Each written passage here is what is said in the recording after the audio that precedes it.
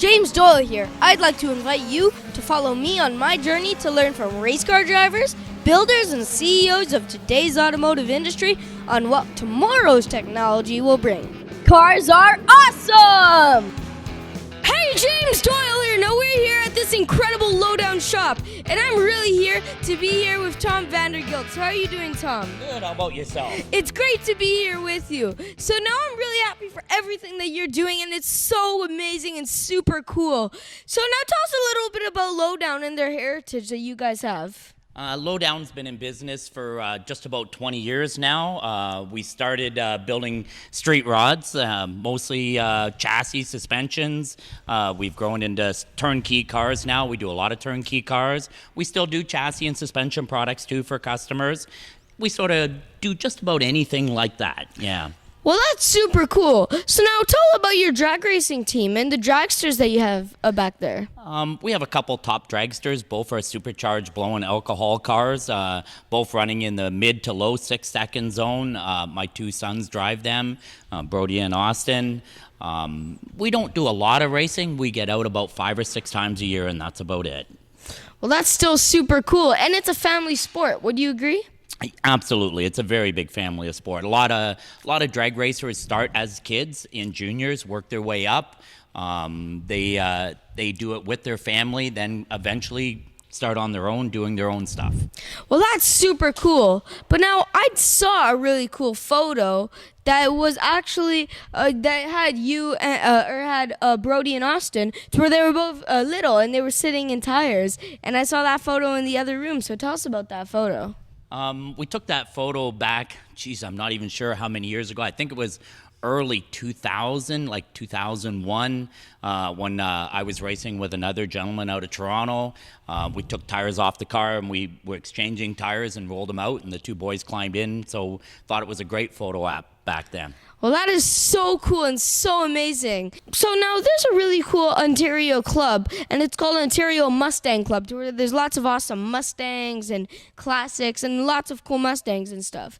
And it's really cool, and I was just on a cruise, and we cruised all the way down to Niagara Falls and all that, so it was really fun.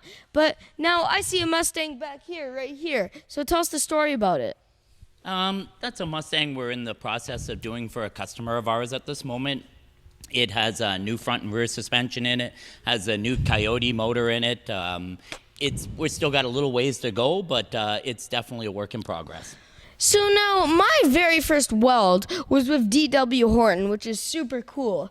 But now I understand that you taught him, so indirectly you taught me.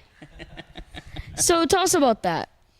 Well, I used to work for Paul Horton back in the 90s, from 1990 to 2000. DW was quite young then, but as he was working his way up and got old enough, I started teaching him how to weld.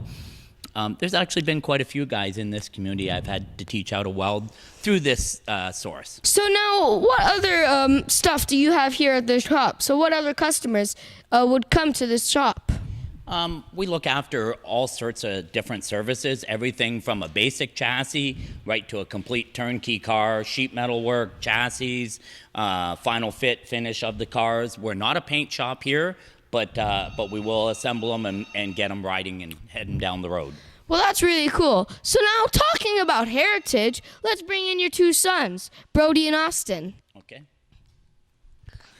So it's great to see you, Brody. How are you doing? Nice to see you. It's great to see you. It's great to see you, too. So how are you two doing today? Great. It's really cool that you guys are here. So now, what was it like to grow up in such an awesome shop? It's a pretty great experience. Definitely growing up, I always used to come up to the shop and just sort of play around and everything with some of the simple equipment and make, little things. I made a couple small model cars as I was growing up, and then slowly evolved and started doing more and more until now I'm doing most everything, basically. Well, that's really cool. What about yourself? Well, growing up as the youngest son, it's always harder to get more hands-on experience because you have two people that they're so quick to do everything for you. You have to kind of push and make sure you do it. And you get so used to being out here, it's really just like a home. So it is Well, that's really cool, and that just goes to show how much of a family sport racing is, and also how much of a family kind of career this could be. So now tell us about the drag racing and when's your next race? Yeah, so we're going to be starting off this season in a couple weeks on the May long weekend down at Toronto Motorsports Park. Hoping for good weather, hoping for a good weekend. It's been a long off season. Well, that's really cool because that's my family sport, and that's really cool. So now, Brody, I understand that you have a CNC and you make some pretty heavy-duty custom parts. Yeah, we got a CNC plasma cutter. We make all sorts of custom parts, custom brackets, custom chassis components, etc. Well, that's awesome. So now the most important and the prettiest VanDergeld, Linda, your wife, and I just want to give a shout out to her because she's awesome. So on that note, thank you all so much for this time. It's been great. Thank you very much.